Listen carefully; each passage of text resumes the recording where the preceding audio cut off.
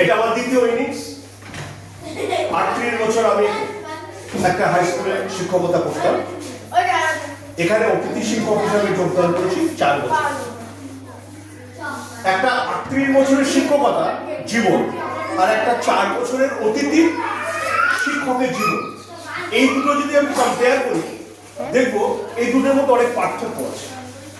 আমি যে স্কুলে শিক্ষকতা করতাম একটা যান্ত্রিক ছিল, ওদের একটা মেকানিক্যাল মনোভাব। দেখবে শহরের মানুষের একরকম চাল চলন কথাবার্তা, তাদের আচার আচরণ, আর একদম গ্রামের মানুষের চাল চলন কথাবার্তা, তাদের আচার আচরণের মধ্যে পার্থক্য আছে। সেই পার্থক্যটা আমি উপলব্ধি করি।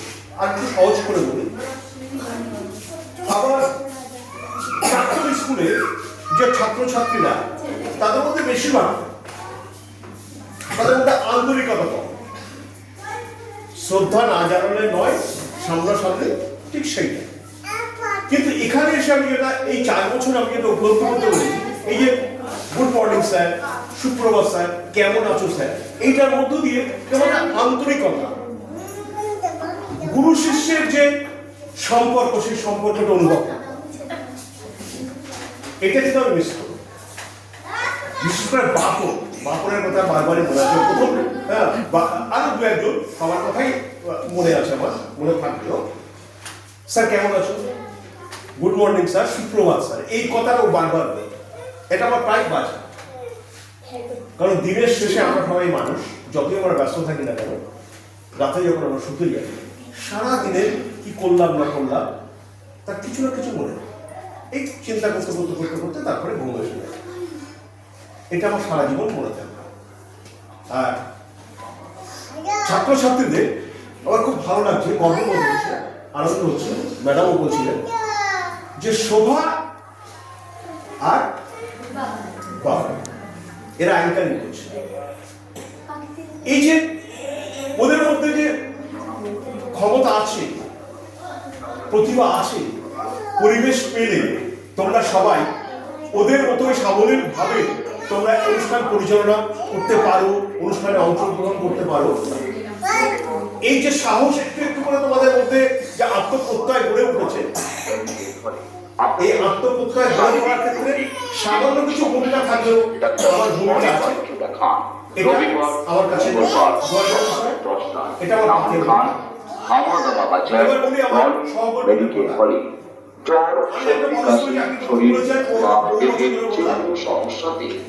ম্যাডামের মতো যদি একজন সহকর্মী পেতাম, যে ছাত্র ছাত্রীদের তৈরি করা।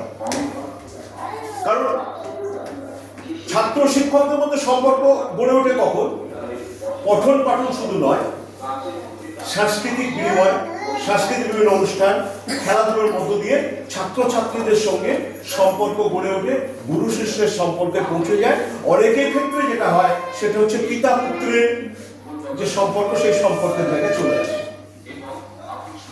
ম্যাডামের যে প্রতিভা আছে, ম্যাডাম যেভাবে ছাত্রছাত্রীদের তৈরি করতে চান, যে মানসিকতাটা আছে, তার সঙ্গে আমি এই স্বল্পকালীন অতিথি শিক্ষক হিসাবে আমি সামান্য আমি চেষ্টা করছি ম্যাডামের সাথে থেকে তোমাদেরকে, তোমাদের সেই আত্মপ্রত্যয় গড়ে তুলতে সাহায্য করা। এরকম কিন্তু সহকর্মী আমার আগে স্কুল জীবনে পাই। আমার মনে থাকবে, ম্যাডামের কথা আমার মনে থাকবে, যে এরকম একজন অতিথি শিক্ষক হিসাবে আমার কর্মজীবনে এরকম একজন আমি আমার সহকর্মীকে পেয়েছিলাম। ম্যাডামের অনেক কিছু দেওয়া আছে, অনেক প্রতিভা আছে। পারলে তোমাদের একটা উপদেশ দিয়ে দেবো, যতটা পারো ম্যাডামের একটা সেমিনার দেখবে। এই যে সাবলীলভাবে তোমরা অনুষ্ঠানে অংশগ্রহণ করছো, এটা আরো আরো আরো বেটার হবে।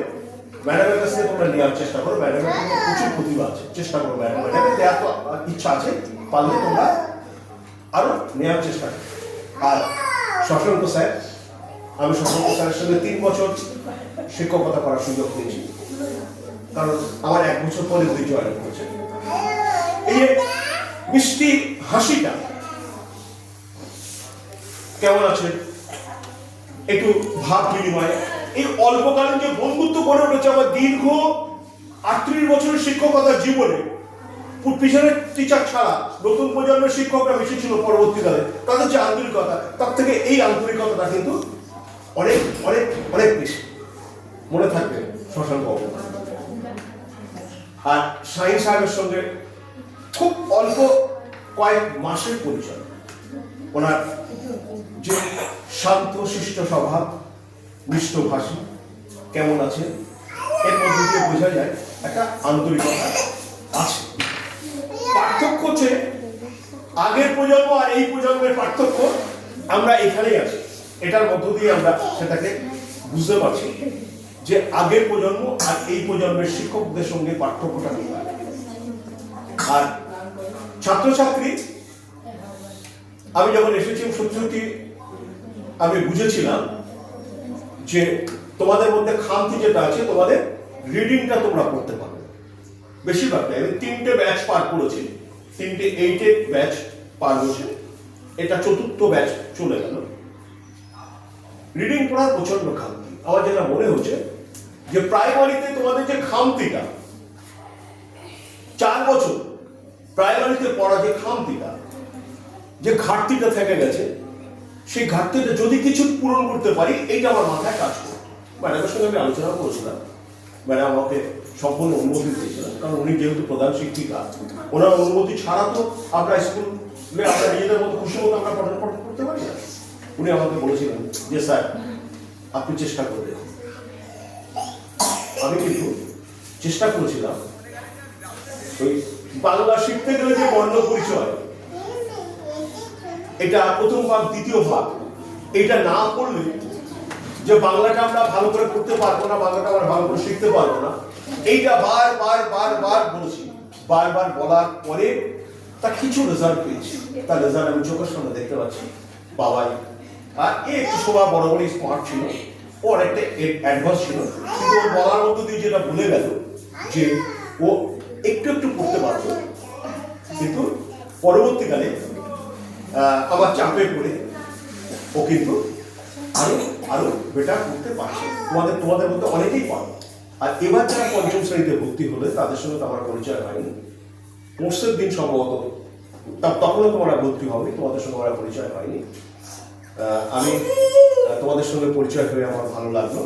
বিশেষ করে একটি বাচ্চা মেয়ে, ও যে পারফর্ম করলো, ও তাতে আমার খুব ভালো লাগলো। আর সবাই তোমরা যে অনুষ্ঠানটা করছো, তোমাদের অনুষ্ঠানে অনেকবার দেখেছি, আজকেও দেখলাম, এটা আমার মনে থাকবে। আর আমি বয়সটা কোনো ফ্যাক্টর বলে মনে করি না।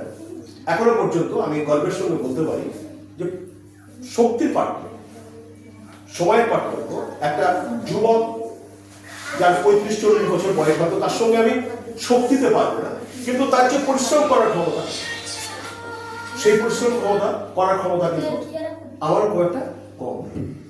এইটা বলতে চাইলাম এই কারণে, দেখবে বয়সটা কোনো বিষয় না, তোমরা যে বড় হচ্ছে এটা কোনো ফ্যাক্টর না। ফ্যাক্টর হচ্ছে চাই, আমি আমার কি চাই, আমি পারবো, আমি এগিয়ে যাব, আমার মধ্যে প্রতিভা আছে, সেই প্রতিভাটা আমি বিকশিত করার চেষ্টা করি। পরিবেশ দেখবে তোমাদের জন্য অপেক্ষা করছে, পরিবেশ তোমরা পেয়ে যাবে। তোমরা সবাই ভালো থাকবে, সুস্থ থাকবে। আমার সহকর্মীরা আপনারা সবাই ভালো থাকবেন, সুস্থ থাকবেন।